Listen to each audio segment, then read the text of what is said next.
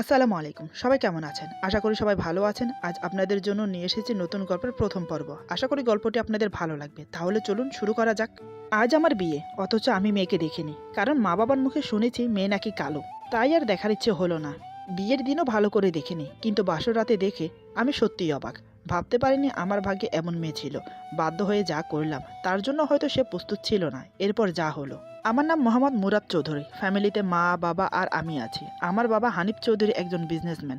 ধন দৌলত আভিজাত্যের কোনো কিছুর অভাব নেই, কিন্তু সবসময় নিজেকে সাধারণ মানুষের মতো রাখতে চান। আমিও আমার বাবার বিপরীত হইনি। আমার বাবা আমাকে তার মতো করেই মানুষ করেছে। এখন বাবার বিজনেস আমি দেখাশোনা করি। দেখতে হ্যান্ডসাম, গায়ের রং ফর্সা, বলিষ্ঠ দেহধারী এক যুবক আমি। যে কোনো মেয়ের চোখ আটকে যায় আমাকে দেখলে, কিন্তু আমি এসবের ধার ধারি না।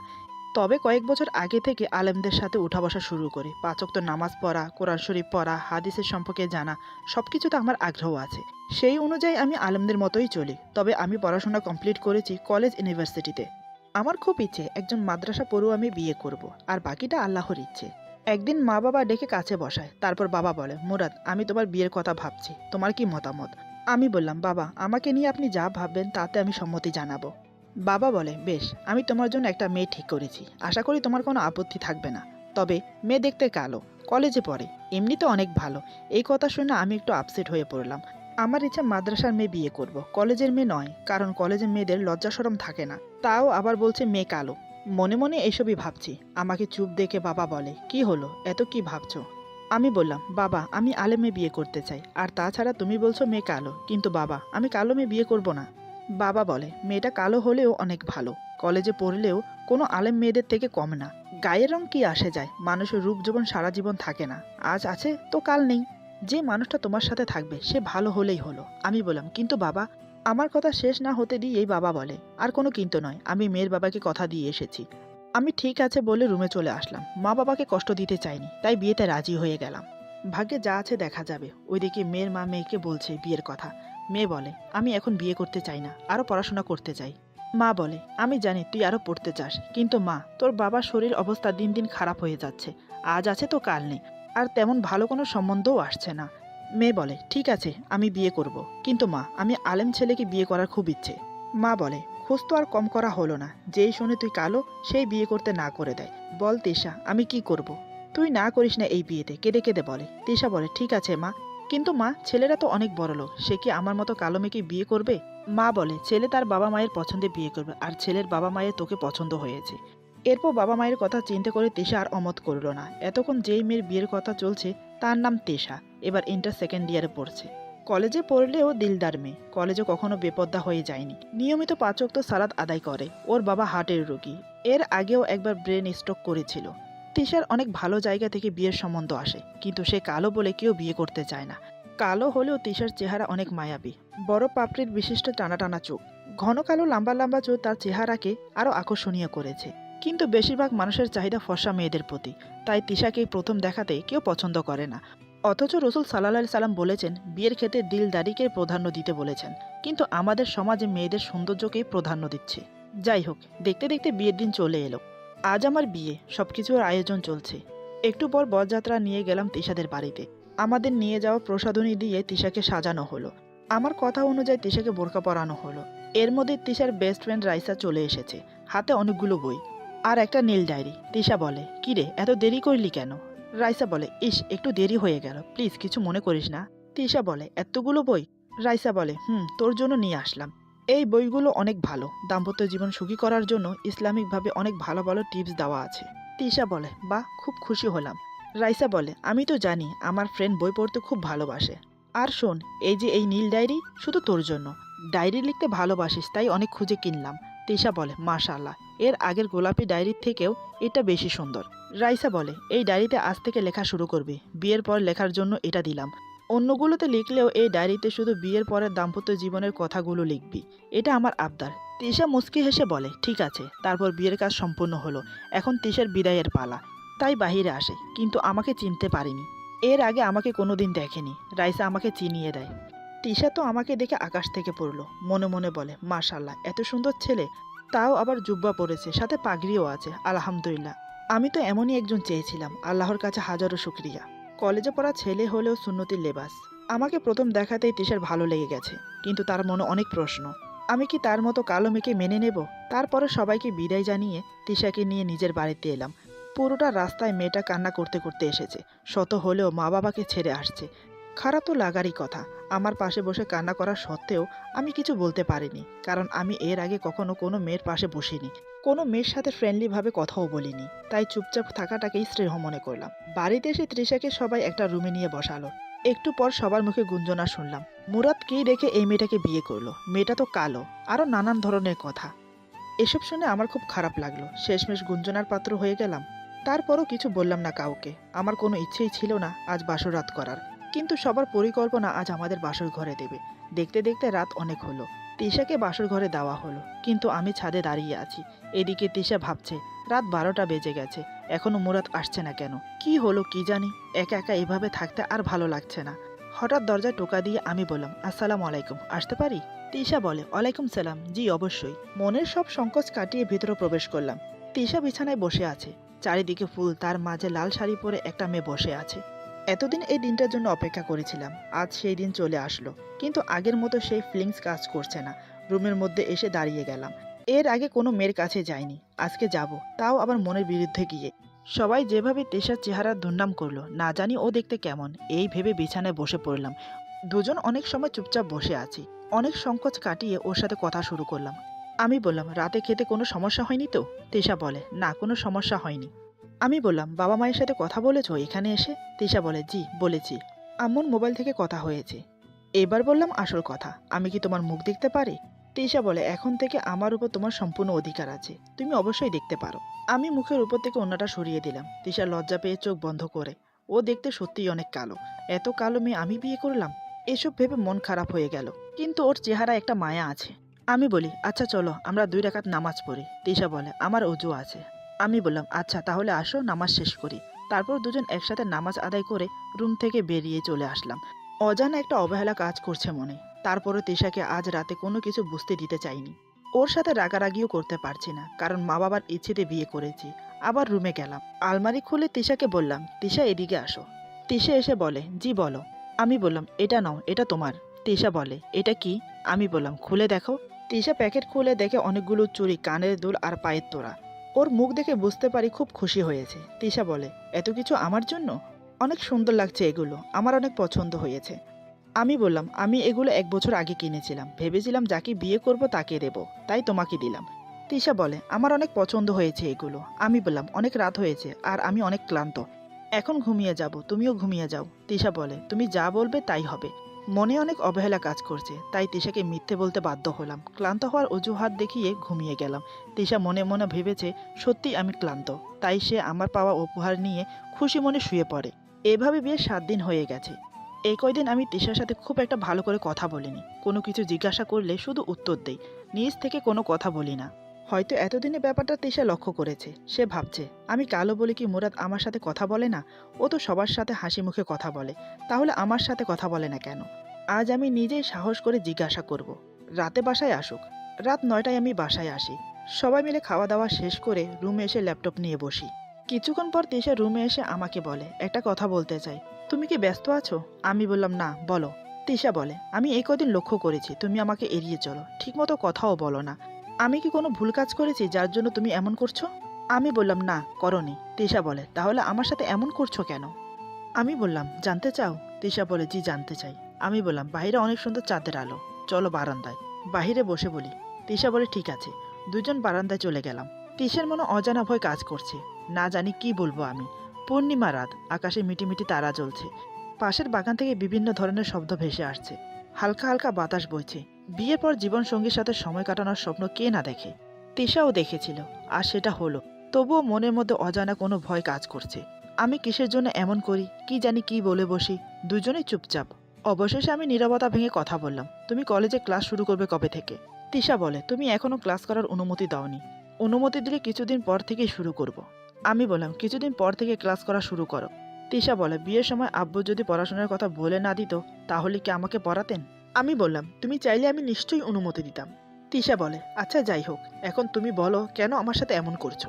আমি বললাম, এসব শুনলে তুমিও হয়তো বা মনে কষ্ট পাবে, তবুও যখন জানতে চাচ্ছ তখন বলবো, কিন্তু আমার সত্য আছে। তিশা বলে, কি শর্ত? আমি বললাম, তুমি কিন্তু বাবা মাকে এসব কথা বলতে পারবে না। তিশা বলে, আচ্ছা ঠিক আছে। আমি বললাম, তুমি তো জানো আমি জেনারেল লাইনে পড়াশোনা করেছি, কিন্তু আমার মন মানসিকতা হঠাৎ পরিবর্তন হয়ে যায়। আমি আলেমদের সাথে উঠা বসা শুরু করি। রাসূল সাল্লাল্লাহু আলাইহি সাল্লামের সুন্নত হিসেবে আমি মুখে দাঁড়িয়েও রেখেছি। আমার খুব ইচ্ছে ছিল আলেম মেয়েকে বিয়ে করার, একটু উজ্জ্বল বর্ণের। আমার তো কোনো কিছুর অভাব নেই, শুধু একজন মনের মানুষের অভাব ছিল। বাড়িতে বিয়ের কথা বললে তোমার কথা আব্বু বলেছিল, কিন্তু তোমার সাথে বিয়েতে আমার কোনো মত ছিল না। কি হলো, কি ভাবছো? তিশা বলে, কই কিছু না তো, তোমার কথা শুনছি। তারপর? আমি বললাম, আব্বুকে বলেছিলাম, কিন্তু কোনো কাজ হয়নি। তোমার সাথে বিয়ে এক প্রকার জোর করেই দিল। আমি তোমাকে বিয়ে করেছি, কিন্তু মন থেকে মেনে নিতে পারছি না। আমি জানি তুমি অনেক কষ্ট পাচ্ছ, কিন্তু যা সত্যি তাই বলে দিলাম। তিশার বুক ফেটে কান্না আসছে, কিন্তু কাঁদছে না। আমার কথা শুনে ওর মাথায় যেন আকাশ ভেঙে পড়ল। নিমেষে ওর স্বপ্ন সব ঘুরিয়ে তছনছ হয়ে গেল। ওর খুব কষ্ট হচ্ছে, সেটা চাঁদের আলোতে ওর মুখ দেখেই বুঝতে পারছি। আমি তো চাই ও আমাকে ছেড়ে চলে যাক, তাহলে আমি আবার নতুন করে নিজের জীবনটা শুরু করতে পারবো। মা বাবাকে সম্মান করি বলে নিজে থেকে কিছু করতে পারছি না। তিশা বলে, কিন্তু আমার কি দোষ? আপনি কি আমাকে মেনে নেবেন না কোনোদিন? আমি বললাম, এই বিষয়ে তুমি ভেবে দেখো। আমি তোমাকে সব জানিয়ে দিলাম। যদি এর পরেও আমার খারাপ ব্যবহার সহ করে থাকতে পারো তো থাকো, আমার কিছুই বলার নেই। এই বলে আমি রুমে চলে গেলাম। সে আগের মতো ল্যাপটপ নিয়ে বসি। আর তিশা এখনো বারান্দাতে দাঁড়িয়ে আছে, চোখ দিয়ে অঝরে পানি পড়ছে। সে কি করবে এখন? আমাকে ছেড়ে চলে যাবে বা থাকবে তাই ভাবছে। আমরা দুজন এক বিছানায় থাকি, তবে মাঝখানে বালিশ দিয়ে। তিশা কিছুক্ষণ পর রুমে এসে শুয়ে পড়ল। আমি অনুভব করতে পারছি ও কাঁদছে। সান্ত্বনা দেওয়ার প্রয়োজন বোধ মনে করলাম না। ওর চোখের পানি কেন? ও যদি এখান থেকে চলেও যায় তাতেও আমার কোনো মায়া হবে না। এভাবে চলতে থাকে দিন। আমি তিশাকে আরও অবহেলা করতে থাকি। কথায় কথায় রাগারাগি করা, নিজের ইচ্ছে কথা না বলা, রাত ছাড়া আমার রুমে প্রবেশ করতে না দেয়া, ইত্যাদি ইত্যাদি। কয়েকদিন ধরে কলেজে যাওয়া শুরু করেছে তিশা। ওর বান্ধবী সাইমার সাথে দেখা হয়। দুই বান্ধবী বসে আড্ডা দিচ্ছে। সাইমা জিজ্ঞাসা করে, কিরে, কেমন চলছে তোর সংসার? তিশা বলে, আর সংসার? মনে হচ্ছে আমার সংসারটা টিকবে না রে। রাইসা অবাক হয়ে বলে, কেন, কি হয়েছে? তিশা সবকিছু বিস্তারিতভাবে রাইসাকে খুলে বলে। রাইসা বলে, এভাবে ভেঙে পড়লে চলবে না। তিশা কান্না করতে করতে বলে, তাহলে আমি কি করব? মুরাদ আমাকে পছন্দ করে না, বউ হিসেবে গ্রহণ করবে না, সে মুখের উপর বলেই দিয়েছে। আমার সাথে ভালো করে কথা বলে না, আমার দিকে একটু ফিরে তাকায়ও না। তাহলে তুই বল, কি করে সংসার করি ওর সাথে? রাইসা বলে, তোকে মন শক্ত করতে হবে, এভাবে ভেঙে পড়লে চলবে না। মুরাদ তোর সাথে কথা না বলো, তুই তো বলতে পারিস ও তোর দিকে না তাকাক। তুই তো তাকাতে পারিস। তুই বাধ্য করবি তোর দিকে তাকাতে, বাধ্য করবি তোর সাথে কথা বলতে। কারণ ও তোর স্বামী, তুই ওর স্ত্রী, তোর সম্পূর্ণ অধিকার আছে ওর উপর। ও তোকে অধিকার দিতে চাইছে না, তুই জোর করে আদায় করবি। তার জন্য যা ইচ্ছে তাই করতে পারিস। আমি তোকে কিছু বুদ্ধি শিখিয়ে দিচ্ছি, সেই অনুযায়ী কাজ করবি। তারপর রাইসা তিশার কানে কানে কিছু বুদ্ধি শিখিয়ে দিল। সব শুনে তিশা বিদায় নিয়ে খুশি মনে বাড়িতে এলো। সে বাড়িতে এসে মনে মনে ভাবছে, আহা কি মজা, মাথায় এখন শুধু দুষ্টু বুদ্ধি আসছে। আজ রাতেই দুষ্টুমি শুরু করব। মুরাদ কথা না বললে কি হবে, আমি জোর করেই কথা বলবো। রাতে একসাথে খাওয়া দাওয়া করছি। তিশা আমার দিকে 3বার তাকালো, কিন্তু আমি একবারও তাকাইনি। তিশা মনে মনে বলে, না তাকালেও সমস্যা নেই।